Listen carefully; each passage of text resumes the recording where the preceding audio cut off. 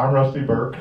Was one of the editors of A Means to Freedom, the collected letters of H.P. Lovecraft and Robert E. Howard, their correspondence. Joining me this morning is Jonas Prida, who is professor of English at, again, I forgot. The College of St. Joseph in Rutland, Vermont. Okay. And Dierk Guenther, who is a professor of English at Tokushima University in Japan. But you can tell, you'll be able to tell from Dierk's accent that he himself is not a native of Japan. Nobody's perfect. His lovely wife, Chida, is. So we're just kind of winging it this morning. I want to do a just brief little introduction to what this is. For many years, of course, people had heard of the correspondence between Robert E. Howard and H.P. Lovecraft. Little bits and pieces of it had been published here and there. Their quote, barbarism versus civilization debate was very well known. People alluded to it a great deal. But until this book, the correspondence in full had never been published all together. S.T. Joshi and David Schultz and I worked on this on and off for about 10 years, partly because, as I was telling Dierk, for every annotation in there, there's probably 10 to 30 pages of stuff that I researched that boiled down to one line. So it takes a long time to do this kind of thing. Plus, we had to go over and over and over the letters to be sure that everything was transcribed correctly. Dave Schultz did most of the actual e-text and editing of the text, and ST and I took care of doing all the annotations. For the H.P. Lovecraft side of the correspondence, it's a little unusual. We do have most of the Robert E. Howard letters. They're all preserved. For the H.P. Lovecraft side, though, when Dr. Howard left Cross Plains around 1940, 41, he was cleaning house and getting ready to sell the house, and he was burning a bunch of paper trash, and unfortunately, the Lovecraft letters seem to have gotten into that. So all of Lovecraft's original letters to Howard were destroyed. But a few years before that, August Derleth, in preparing the selected letters volumes for H.P. Lovecraft, had asked Dr. Howard for the loan of the letters and had had a lot of transcription done.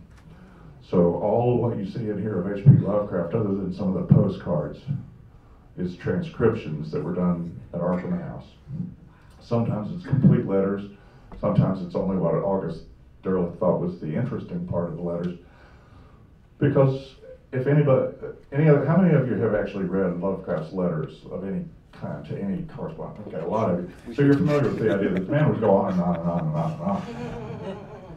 He's out on a park bench at Prospect Terrace or in the woods somewhere up around Providence, and he's just spending the morning joyfully writing letters to people, and he just wrote voluminously.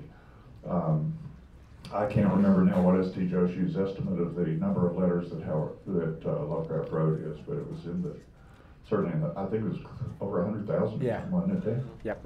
Yeah. Just a huge number of letters, and they would go on, they would be 30, 40 handwritten pages. Crabby little writing. A lot of diagrams. A lot of diagrams, little drawings of what his room looks like. Yes, that's one of my favorites.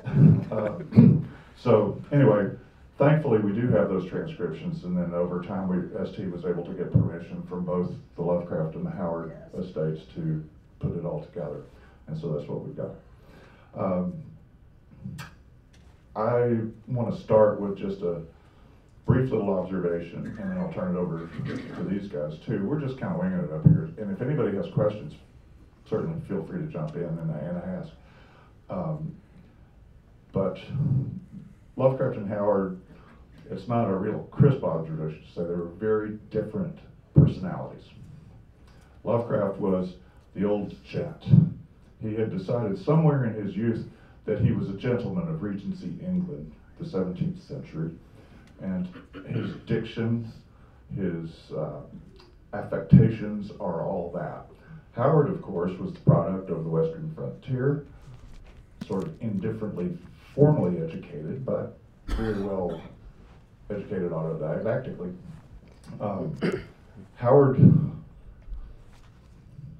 Robert E. Howard never saw anything that might remotely be construed as an insult that he would let slide.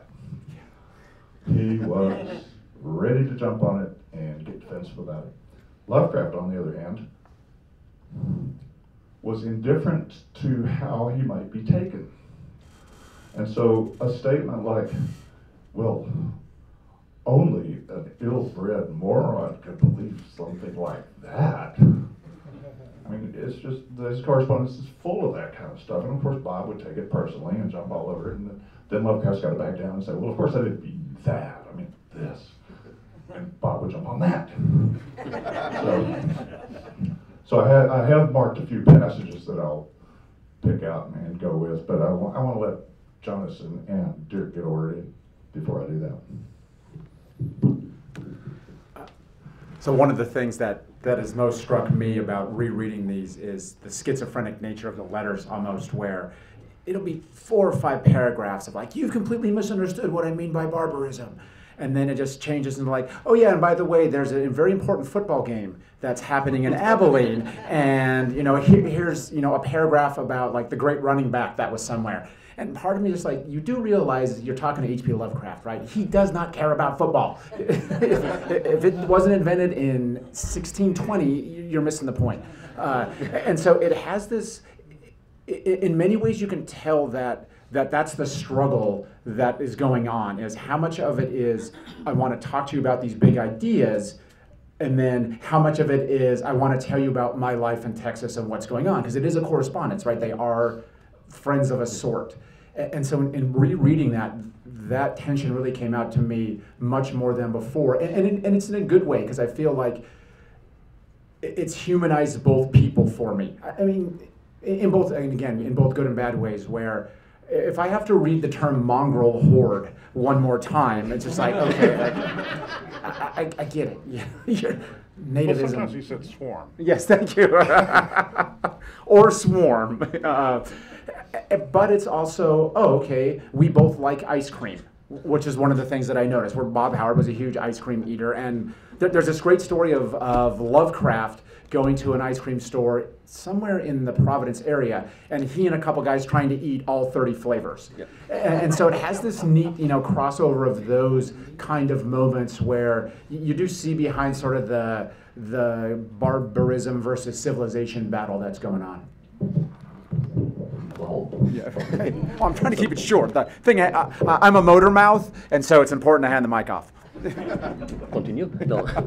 No, okay. Well, my first impression when I when I read those letters, I was actually utterly disappointed, because I thought revelations would be thrown at me, and the first book, volume, they talk about theories about Völkerwanderung and people, ancient people, and most of these theories are not valid anymore. And then in the second part, the action starts, and frustratingly, some of the interesting replies are not extant.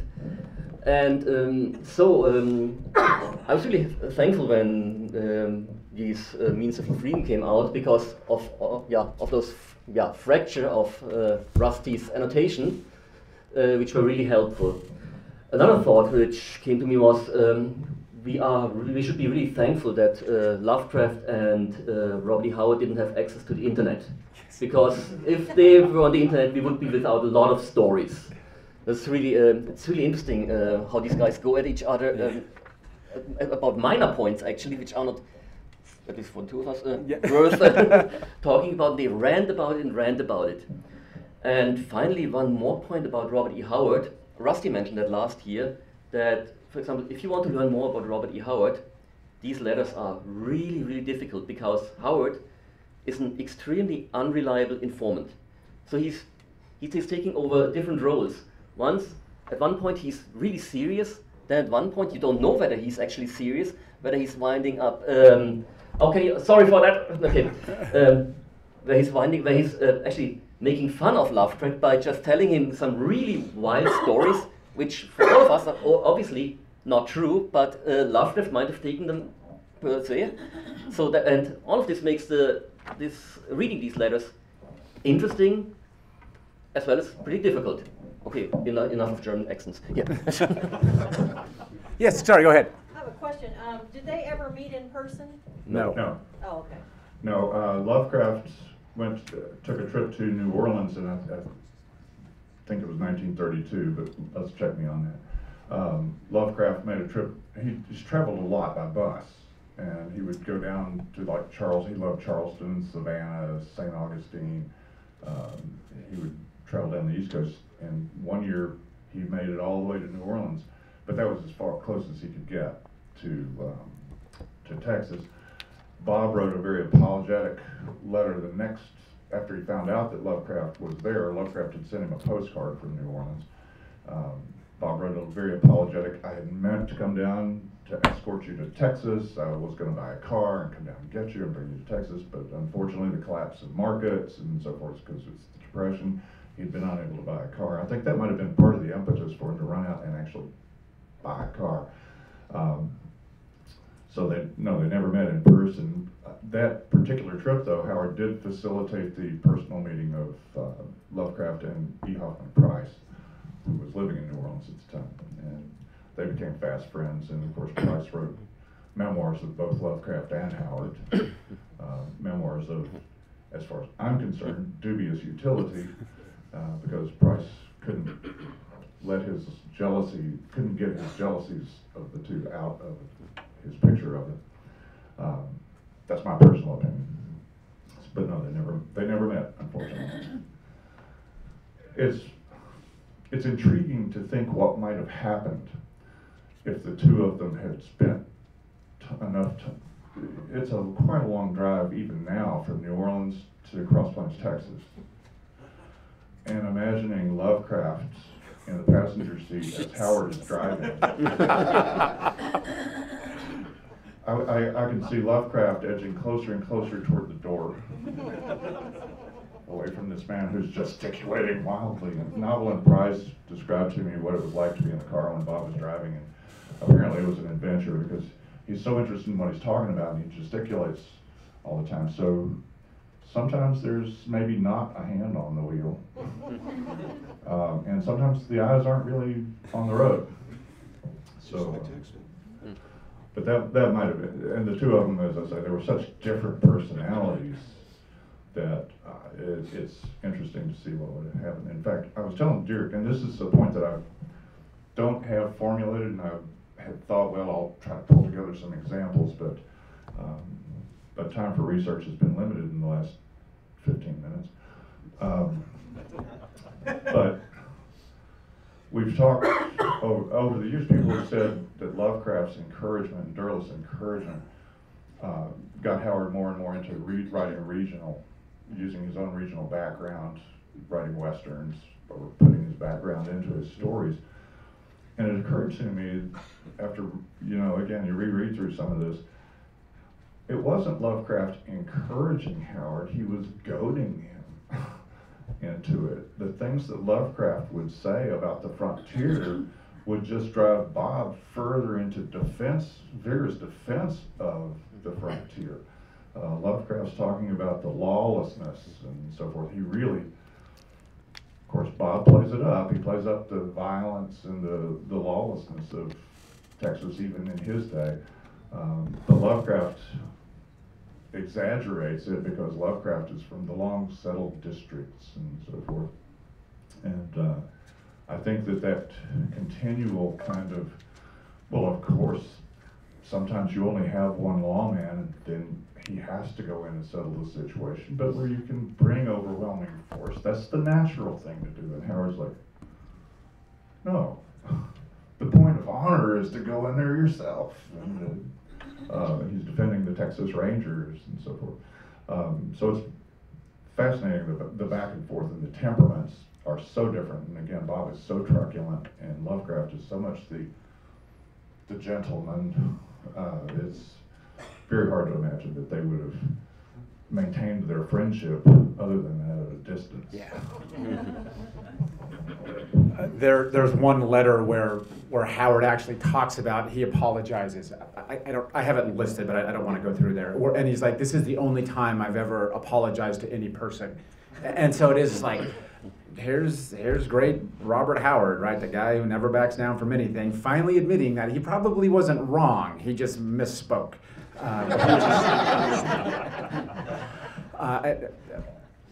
And I think and all the pulp people, with maybe the exception of Seabury Quinn, who he made a lot of money in the period, the grinding poverty of the pulp world. One of my favorite Lovecraft stories is, I think it's probably in the middle 30s. It's like 34 or 35 when he's really broke because he's writing letters instead of stories, right? You're just like, if you're gonna write 50 pages a day, don't write it to your correspondence, man. Pump some stuff out. Where he, for 3 or 4 months in a row, eats the same thing. He has one meal a day, and it's like a hoagie, like a foot-long piece of bread that he cuts open and dumps a can of beans on. And that's what he eats for a quarter of a year. So part of me has this feeling of, so that's why you died of intestinal cancer. It's 'cause that's all that you eat. And so just that sense of that they're both aware of the game, of the literary problems of how do we produce enough to make this be a business. Because Howard's very adamant about that in the letters, right? Multiple times he talks about, I just do this because it makes me money. And if I could find something else, right? He always wants to be an athlete. He talks about that. That's his real dream. He would have loved to have played football or been a boxer because it's easy money. And writing is just something that he can do also to make money. But it's partially pose. Again, I think as all of us know that Howard is interested in the craft as well. No, I don't. You don't want to hand me a microphone, trust me.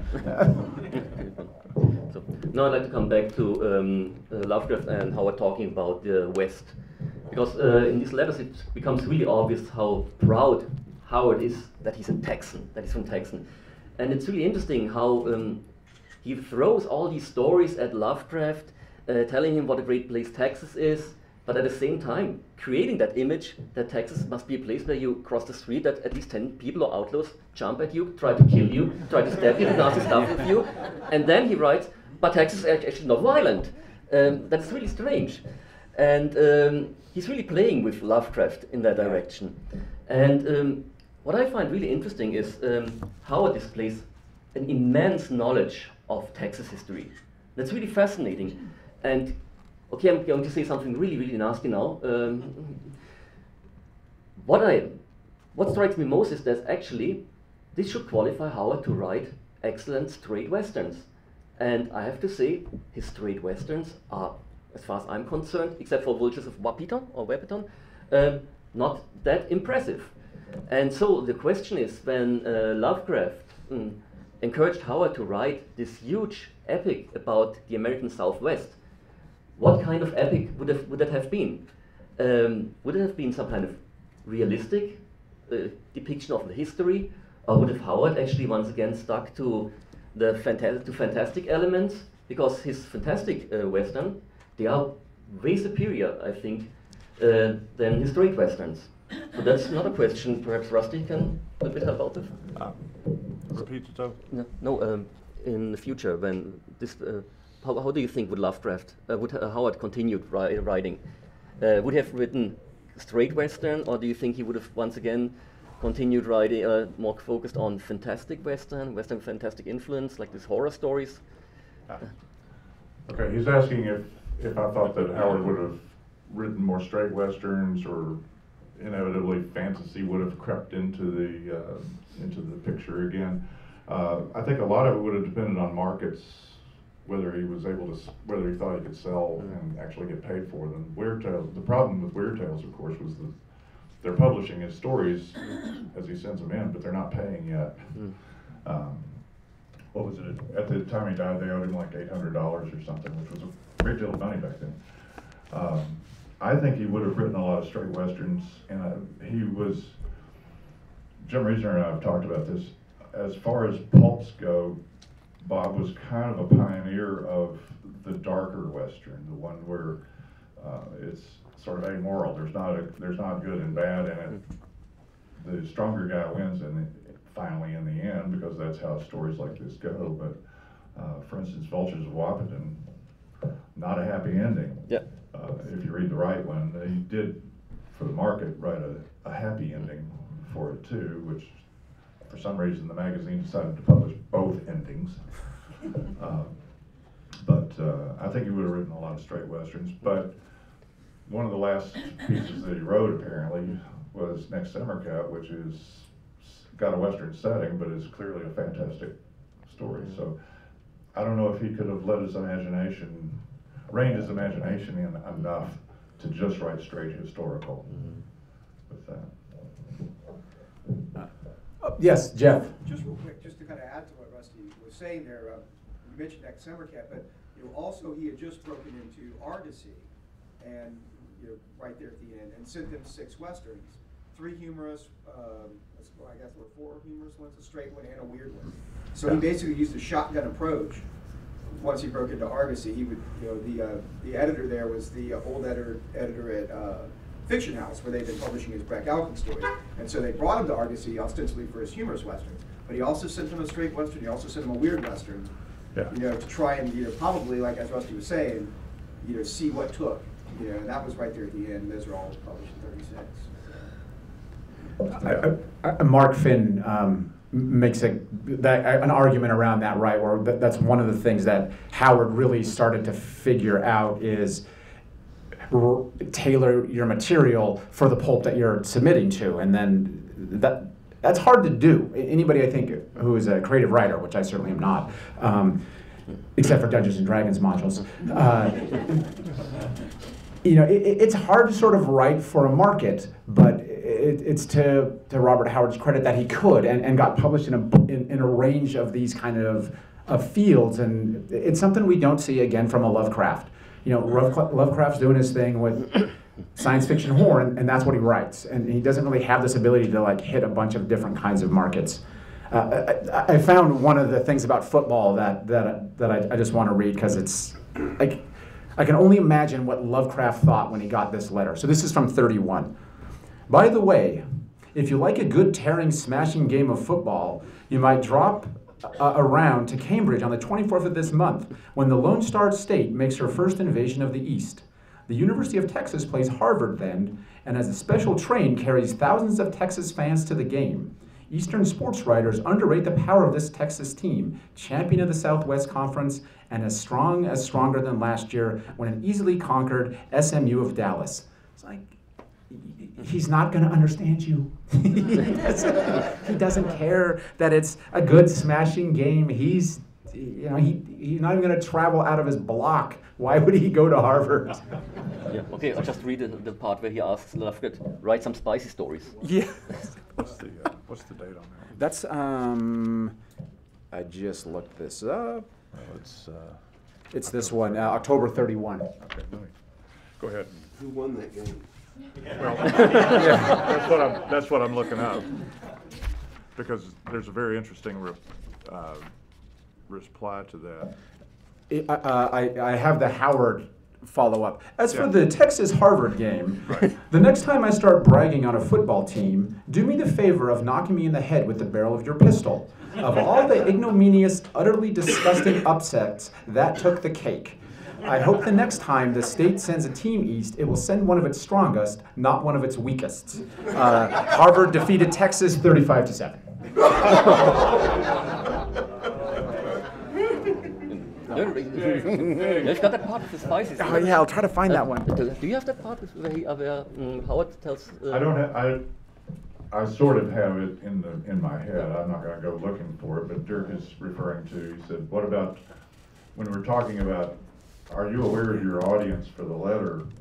There was a point where Howard is telling Lovecraft that he's broken into the spicy magazines, and he says, "You should try it. It's really easy. You just write up one of your own sex adventures."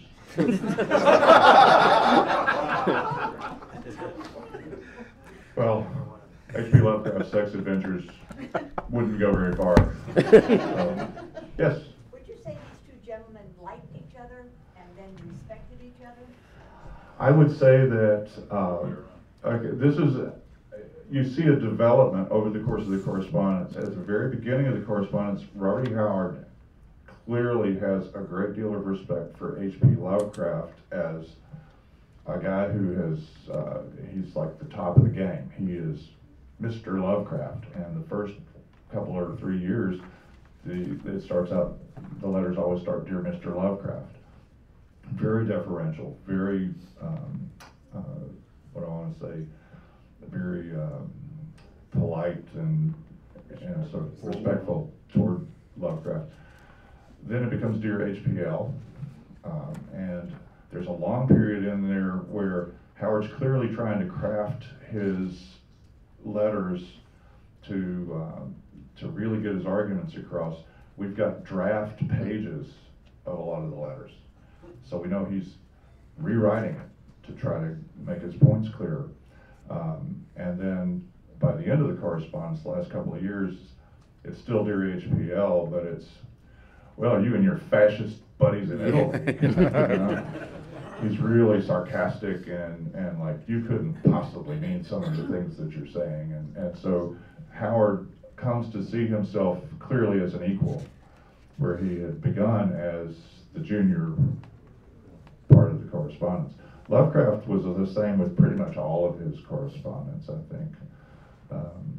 And yeah, he viewed Howard with some respect as a fellow writer for Weird Tales, and he enjoyed some of Howard's work, but he did think that Howard's work was too bloody and violent, and that it leaned a little too much toward commercialism. And I was going to mention, this is one of the big arguments I got into over time, and I see them all as kind of very similar in nature, but there was this long, protracted discussion of art versus commerce, where Howard is saying, "I just write for money." And Lovecraft, of course, believes that you only write for art, and you write what comes out of your head and your imagination, and then if the masses don't like it, well, that's too bad. Whereas Howard is saying, "No, I want to make money at this. I've got to craft these things so that I can get a buck." It's very, very clear that Howard does see that there's an art in what he does. He's not Earl Stanley Gardner cranking out 8 stories on 8 different typewriters at the same time. He's really putting his heart and soul into most of the stories, not all of them. But the art versus commerce debate gets really hairy because he keeps thinking that Lovecraft's accusing him of what do I want to say, of the selling out, yeah.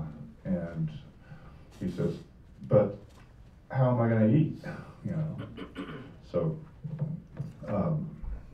I had tried beans and beans and bread, man. Come on. Ice cream. And ice cream. Oh, there's one of the letters. I've quoted some of these. If you go to the Rahupa site online, and there's what did I call it? The Gustatory Robert E. Howard. And I quote from some of these letters where he's talking to Lovecraft about all the farm produce and everything that they eat. And Lovecraft's mouth, if he's looking at a hoagie with beans on it, it's got to be watering when he's hearing all this stuff. Just a brief passage that came to me. We were talking again about the frontier. He says, "I'll admit that there seems to be more fighting in Texas than there is in the East, but whether crime is a result of a frontier tradition is at least doubtful. New England, I noticed not long ago, did not have a single holdup or burglary in 1932. That's a fine record. But Idaho and Nevada made the same report, and they're even newer than Texas. Most of the so-called crime in Texas consists of killings among private citizens who are not to be classed criminals, despite hothouse conceptions of law and order." He never could quite get across to Lovecraft the idea that there's some people that need killing. And then out on the frontier, you take care of that.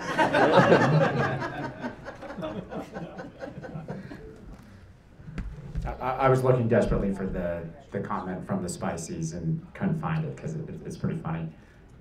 Another thing that, in just looking again at the material, is the shared interest in how you're going to manipulate history of some kind. I think it was Jeff, it was the Conan and Cthulhu conversation that happened yesterday starts talking about this, right? Of how do we incorporate what we know from a past into our stuff now, but not have to worry about always being historically accurate. Because again, as we mentioned earlier, it has that almost internet feeling where because the audience for pulps is so closed that people are all over it if you screw up. Oh, no, that's the wrong kind of armor. They never would have worn that. And so when you write those historical pieces, you have to really be on top of those things, but it's hard to do when you live here, right? It's easier for Lovecraft because he has access to Brown University, right, where he can go look stuff up. And so that ability to take parts of history and put it in the deep past, right, the Hyborian Age, where it's all close enough so the readers can have access to it, but they don't have to worry about the mixing of styles. And like, oh, okay, well, I can't help but notice this guy's dressed up as a 15th century knight and you wear a loincloth.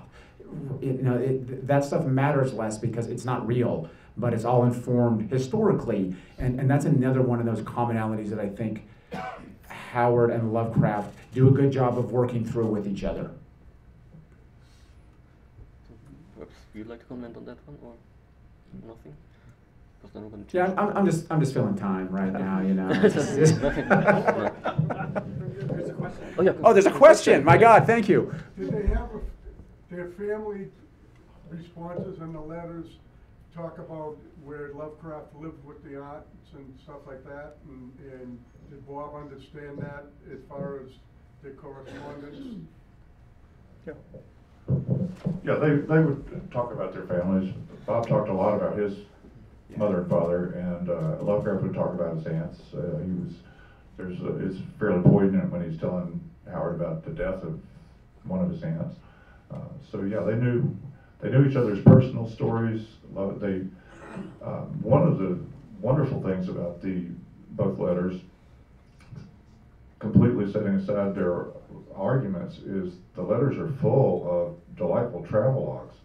Yeah. Where they're telling each other, what happened on my summer vacation. Page after page of description of, on Bob's part, Carlsbad Caverns or other, Lincoln, New Mexico. On Lovecraft's part, Quebec or the Eastern Seaboard, Charleston, Savannah, and New Orleans.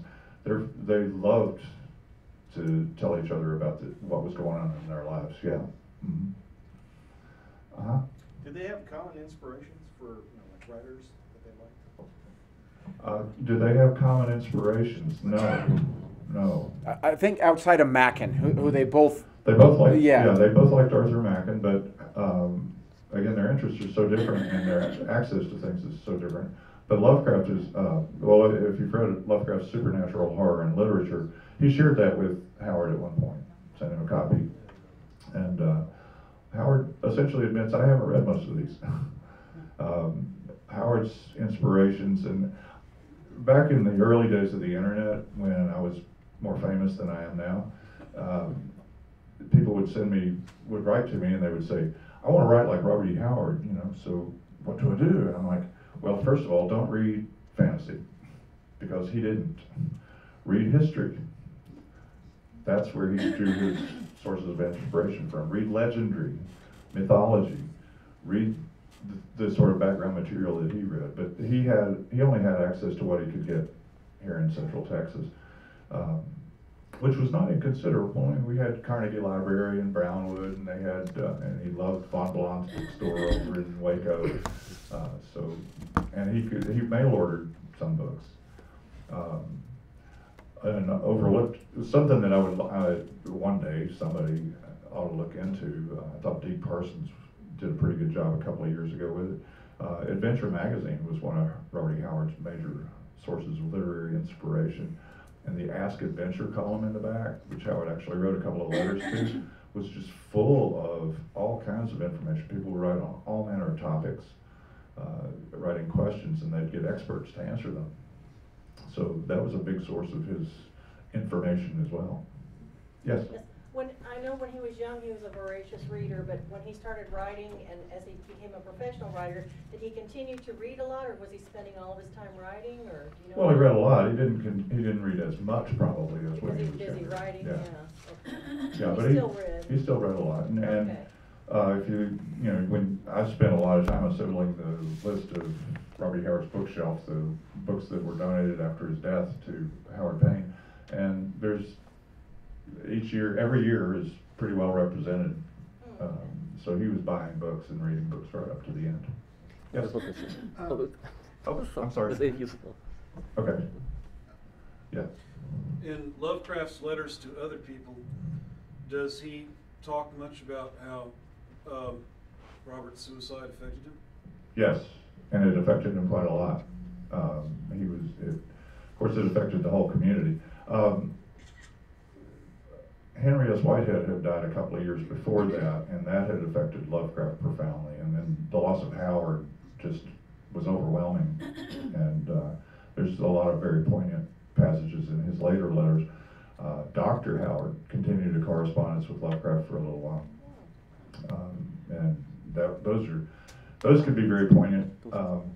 Dr. Howard's letters are only a page or two, but they can be just as schizophrenic as Howard's and Lovecraft's letters. And the first paragraph is what a poor, pitiful old man I am. I've lost my wife and my son, and I'm in bad health, and why am I going on? Why am I still here? And that bloody bastard Wright better start sending me some money. Or wait a minute, there's no transition here. Yeah. Did you put any of that in the book? Any of the father's letters? I think there are a couple of letters in the very back in the appendix. There's a couple of things from I Am Howard to Lovecraft. The foundation published a volume. Oh yeah, the foundation published a complete volume of Dr. Howard's letters that also include Rob. Is Rob Ream here? Or somebody here? Help me out. What else? There were letters to some other correspondence in the book too. Maybe Bryce. There are also letters from other correspondents. Right. Brian, you kept trying to get in here. Yeah, I was just curious if they sort of talk about a critique or maybe discuss other weird writers that were present at the time. I mean, whether or not they were recommending things or. Again, Lovecraft shared some of his observations about supernatural writers with Howard. Howard not so much.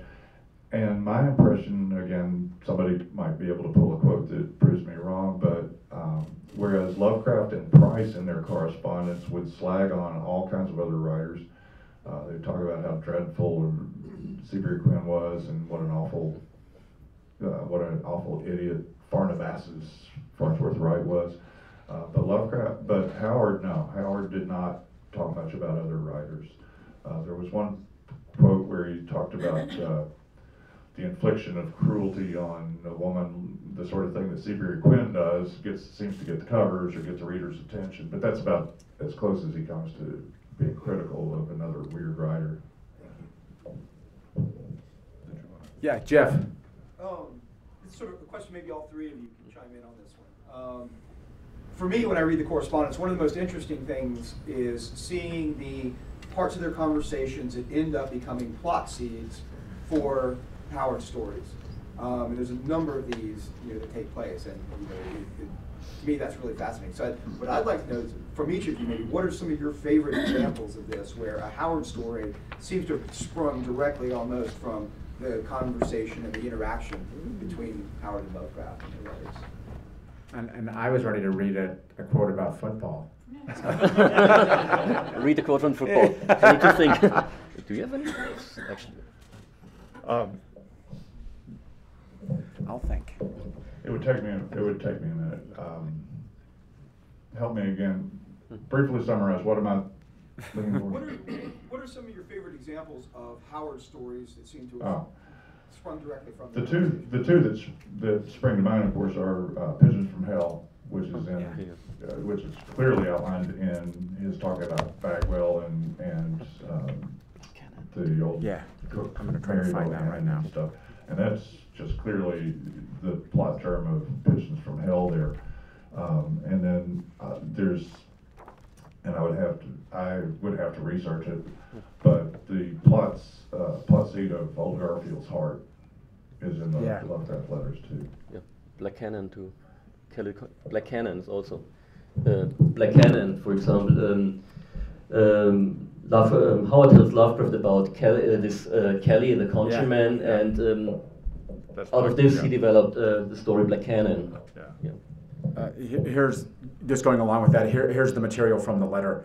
Perhaps the most picturesque figure in the Holly Springs country was Kelly the conjureman, who held sway among the black population in the 70s. That's probably not the 1970s.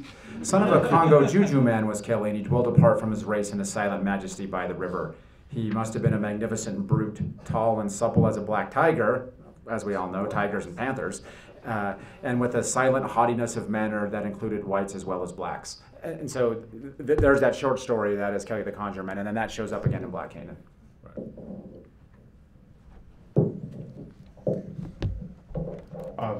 Just kind of switching subjects radically, but I did have a passage that I wanted to share with everybody. This is Lovecraft writing to show you what a great social prognosticator of social trends H.P. Lovecraft was. They're talking about freedom and whether the person who works 16-hour days is just as free as the person who works 6-hour days or whatever. But Lovecraft says this: if, however, it is the weight of excessive toil imposed on the followers of certain occupations which you deplore, then I am heartily with you, as all enlightened sociologists are. But in this case, you are absolutely dead wrong as to the effect of social evolution on the matter. There is not an iota of question but that mechanization will promote rather than limit the leisure of the manual worker. Have you all found that to be true? Has mechanization really led to you having ample leisure time? Hey, I'm here. Also, let's remember that Lovecraft also supported briefly Hitler. It's like, but damn, I like that guy. There's some crazy line, a throwaway line in one of his letters where he's like, take that back. Yeah, and more so Mussolini. He was a fan of the fascists because they did make things run on time and they kept social order. And social order is very important to Lovecraft. And of course, individual liberty is very important to Robert E. Howard. And Howard continually says, Howard continually talks about how freedom is the main ideal toward which he strives. And that's one of the reasons we call this a means to freedom, is that, in a way, it's actually pulled from a quote from Howard, that writing for him was a means to freedom.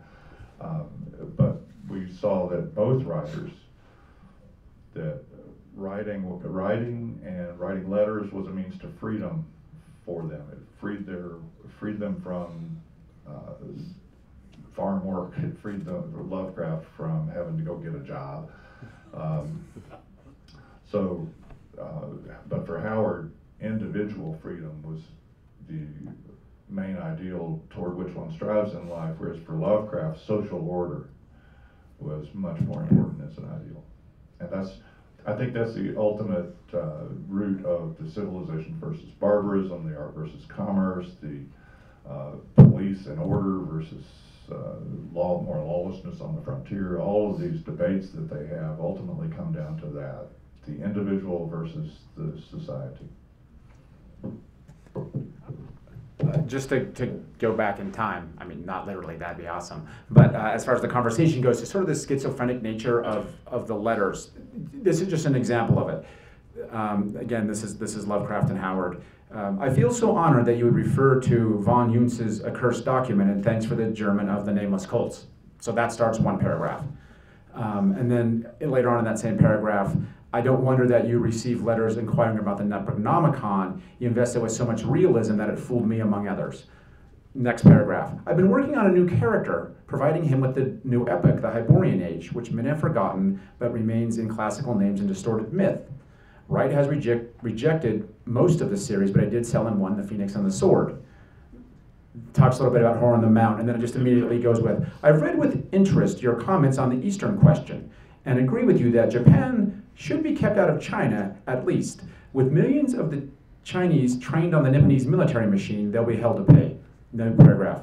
Just now, my interest in the Far East is centered on the trial in Honolulu. And so it just has this sense of like, I'm just hopping subjects because I'm trying to keep up with how fast my mind is moving.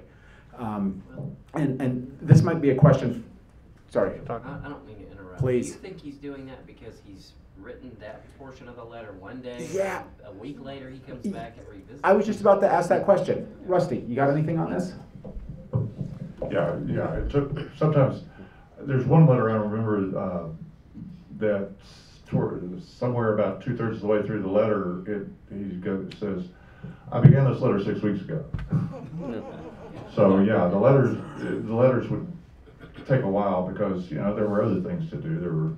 There were other stories that had to be written and sent off to editors, and there were trips that had to be made with friends and so forth. But yeah, I didn't mean to interrupt you. No, I'm glad, because that's where I was going to go with that, is like, and what's the time frame? Lovecraft was more stream of consciousness when it came to the letters. I mean, he's sitting there and writing, but he's too, in many of his letters, he's got a new date partway through the letter because to press of other circumstances, he had to get, the sun's going down, I got to go home. So That's why he never made any money. He spent more time writing letters Oh, than yeah. stories. oh yeah. Lovecraft wrote far more wordage in letters than he did in stories. Yeah, there are not so much with for Lovecraft. There are a few things where I'll be reading along and think, oh, that sounds like the plot germ of a Lovecraft story. There was one that I remember running across where he said he's talking about, Howard had expressed enjoyment at the festival, which had been reprinted in Weird Tales recently, and how Lovecraft says, oh yeah, it was pretty good, but I see all these flaws in it now, and he was saying perhaps someday I could develop something with a character who is from a cult, one of these cultic societies, and is like called back later or whatever. And I thought, that sounds like The Shadow over Innsmouth. But then I look it up, and The Shadow over Innsmouth was written well over a year before this comment. So either he's thinking of a different story, or he is thinking of The Shadow over Innsmouth, which hasn't been published yet, but he hasn't shared with him. But they're writers, and so virtually anything that comes out of their mind ultimately could be the plot germ for a story. The part here that Jonas was reading from about the Hyborian age, he does go into a bit of a discussion of what clearly became Marchers from Valhalla.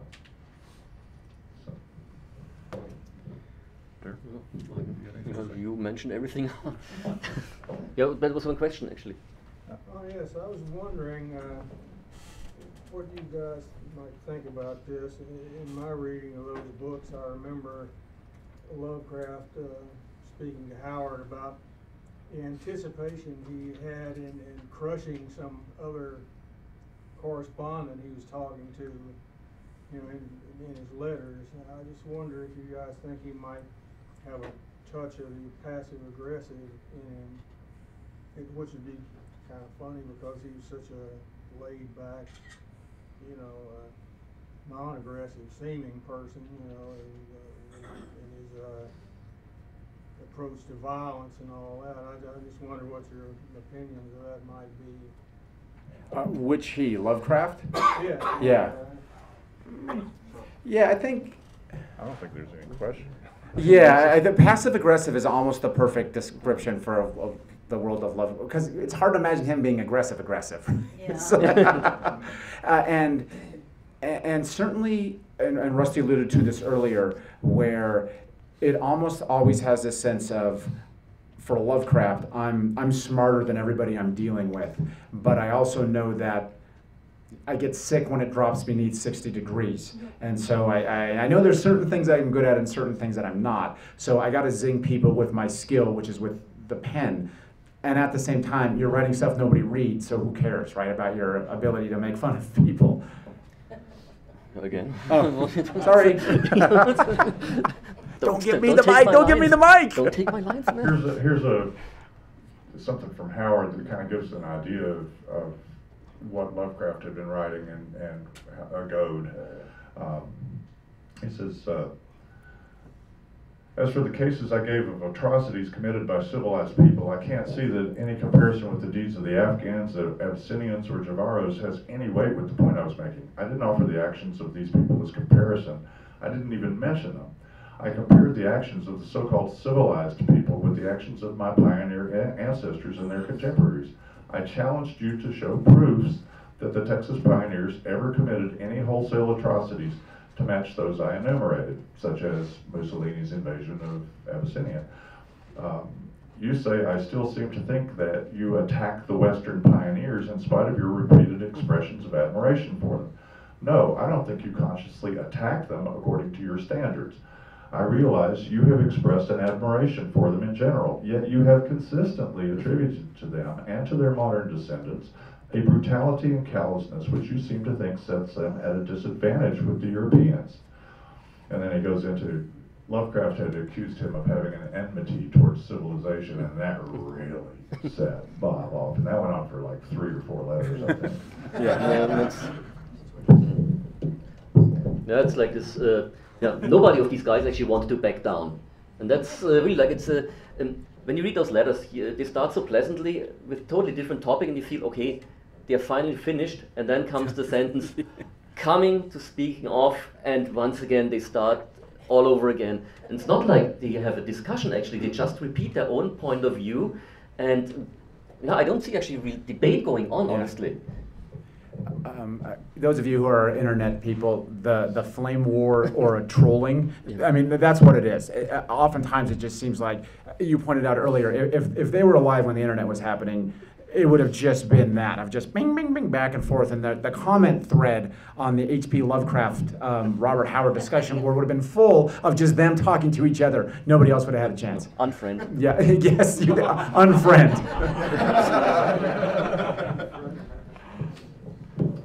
Anybody else have questions?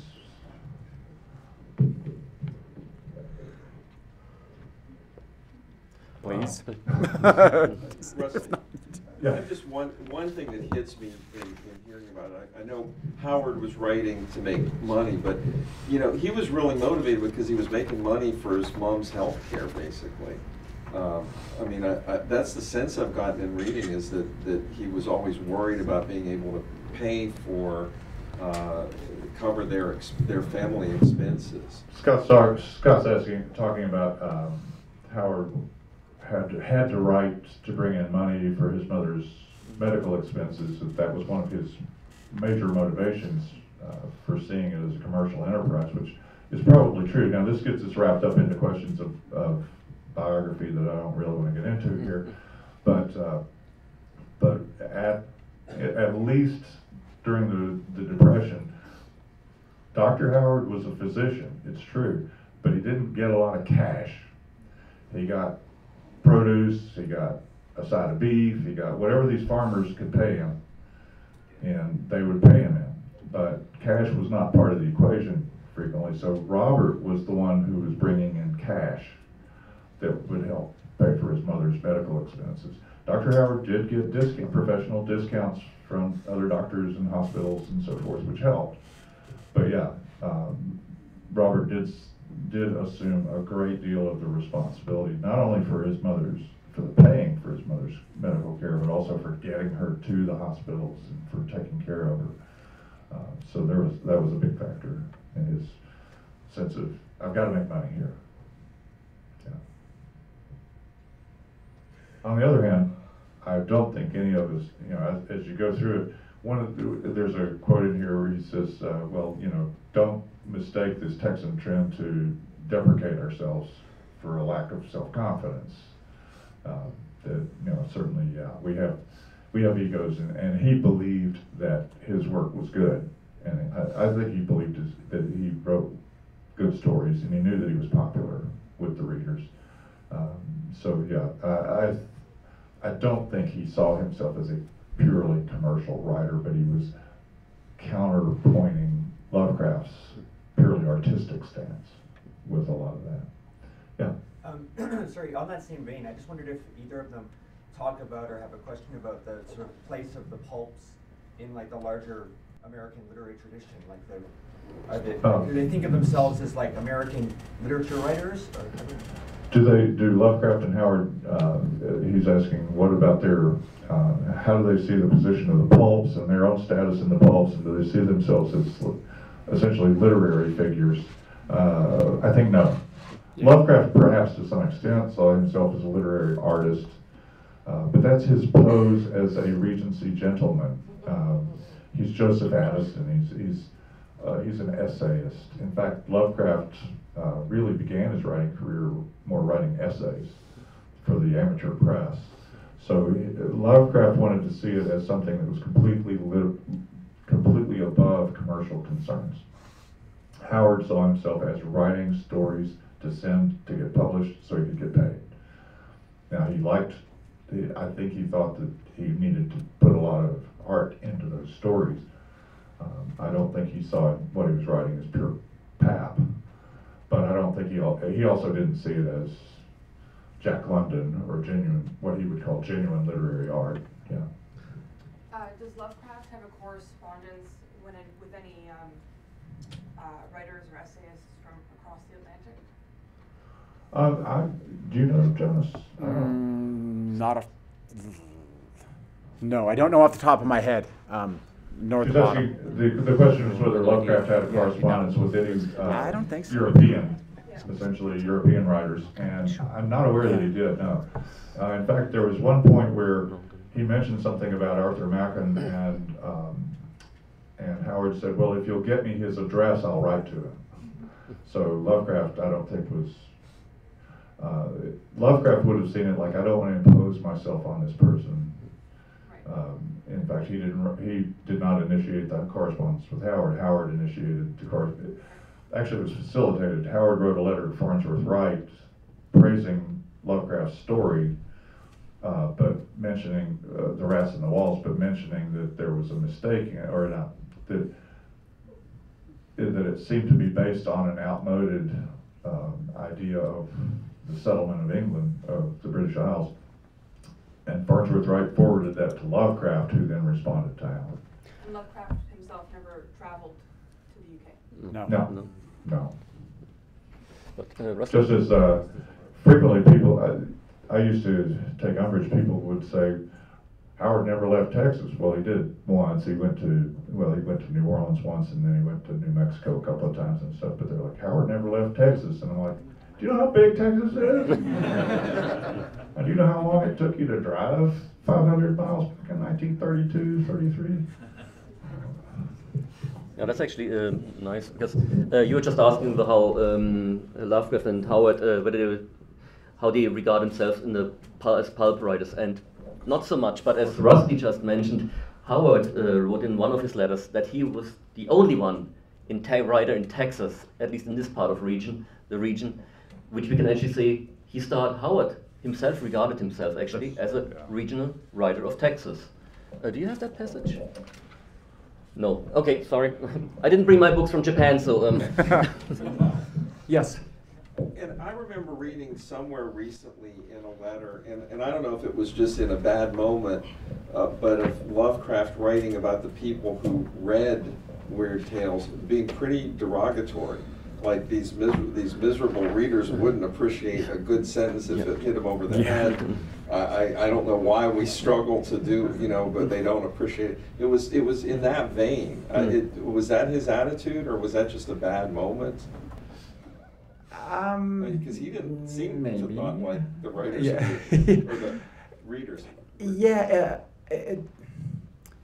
I would say yes in the pose of him being H.P. Lovecraft, but again, much like Howard, it's hard to tell if that's what he really thinks or if that's just what he wants people to think about him, and like, I can't believe that this is what we have to do. I know that's not a satisfactory answer, but it's the best I can scramble for right now. Yeah. I think on that, it's fairly common for many writers to understand their audience. They know what they want to write, but Howard knew what sold. And so did Lovecraft to a certain extent. He focused on what he wanted. But yes, you do know there are freaks and geeks and everybody else out there reading your work. And some people who love your work are not people you want to hang out with. So yeah, most writers will often make fun of parts of their audience. That's fairly common across any writer. And Lovecraft kind of did that stuff in other avenues as well, right? I mean, when he's, I don't know how old he was, but he had that fake conversation where he makes up an astronomer to get an argument with an astrologer in the paper. And he's writing two of the parts of the argument. And so he's arguing with himself, and it's all just a big elaborate joke to make a fool out of this other person. And so once again, you see this idea of, Lovecraft thinks he's very smart and doesn't mind kind of poking fun or mocking other people about it. Just a passage from another one of the Lovecraft Howard letters that's kind of about audience, and it mentions the Seabury Quinn material, where he's talking about how bloody you can make something. Another problem is how far you can go without shocking the readers into distaste for your stuff, and therefore cutting down sales, as you were saying. I've always held myself down in writing action stories. I never let my stories be as bloody and brutal as the ages and incidents I was trying to depict actually were. I think sometimes I'll let myself go, possibly in a yarn of the Middle Ages, and see if I can sell the thing. I don't know how much slaughter and butchery the readers will endure. Their capacity for grisly details seems unlimited when the cruelty is in torturing some naked girl, such as in Quinn's stories abound in it. No reflection intended upon Quinn. He knows what they want and gives it to them. Was there much correspondence between Clarkhouse and Smith and Lovecraft in reference to Robert E. Howard? Well, Clark Ashton Smith and H.P. Lovecraft, yes, corresponded voluminously. They were major correspondents with one another, and that's another correspondence that is really interesting to read. They did talk about Bob Howard to some extent, but not. I don't recall off the top. Yeah, no. And after Howard died, of course, all the Weird Tales guys are writing back and forth about what a tragedy is. I actually found, because I recently got a query about this, I actually was able to find the quotation that Dierk was asking about. This is a little bit lengthy here, so pardon me, but this is also where the title of the collection comes from. Writing, this is Robert E. Howard. Writing has always been a means to an end I hope to achieve. Freedom. Personal liberty may be a phantom, but I hardly think anybody would deny that there is more freedom in writing than there is in slaving in an iron foundry or working, as I have worked, from 12 to 14 hours, 7 days out of the week behind a soda fountain. I have worked as much as 18 hours a day at my typewriter, but it was work of my own choosing, and I could quit any time I wanted to without getting fired from the job. Yes, writing has been more of a means to an end than it may be with some, but it is not to be thought that I have any contempt for it. Is it likely that I would despise a profession to which I have devoted the best years of my youth and which I expect to follow the rest of my life? When I said that writing is merely a means of making a living for me, I spoke the truth, but I hope I'm a good enough workman to enjoy my trade and to take a proper pride in it. Just because I use the profession as a means of support does not necessarily mean that I despise it. When you seem to read hostility towards literature in my remarks, remember this, that I was the first to light a torch of literature in this part of the country, however small, frail, and easily extinguished that flame may be. I am, in my way, a pioneer. To the best of my knowledge, I am the first writer to be produced by a section of country comprising a territory equal to that of the state of Connecticut. In the last few years, large numbers of youngsters have taken to writing. Some of them show real merit. Some have already far surpassed me. But I was the first writer of the post-oak country. My work's lack of merit cannot erase that fact. By first, I do not, of course, mean in point of excellence, God knows. I mean in point of time. There are some real writers growing up in this country now, whose work will be read and applauded long after my junk has passed to the oblivion it will earn. But when I set my hand to my chosen profession, there was none other in the land except me. At least if there was, I never heard of him. It seems to me that many writers, by virtue of environments of culture, art, and education, slip into writing because of their environments. I became a writer in spite of my environments. Understand, I'm not criticizing those environments. They were good, solid, and worthy. The fact that they were not inducive to literature and art is nothing in their disfavor. Nevertheless, it is no light thing to enter into a profession absolutely foreign and alien to the people among which one's lot is cast. A profession which seems as dim and far away and unreal as the shores of Europe. I'm going to skip a moment and then Until recently, a few weeks ago, in fact, I employed no agent. I have not been a success and probably never will be, but whatever my failure, I have this thing to remember, that I was a pioneer in my profession just as my grandfathers were in theirs, and that I was the first man in this section to earn his living as a writer. Good place to wrap up. And Indy's giving us the cut, son. Wisely. That's perfect. Andy, do you have any other announcements or anything at this point, or? There's another panel at 1:30 Panel at 1:30 here. here at the library. Robert E. Howard and Fantasy Gaming, and then immediately after that, hopefully we're going to meet two of Robert Howard's distant cousins. Yeah, this afternoon, in some of the early publicity, you saw a panel called What's Up with REH. That's been replaced by Patrice Lounet will be interviewing a couple of descendants of Isaac Howard's brother. So, but relations of the Howards. I want to put in a real plug here. The next panel here at the library is 1:30, so get yourselves down to Treadway Park and go to the Barbarian Festival. It's a lot of fun.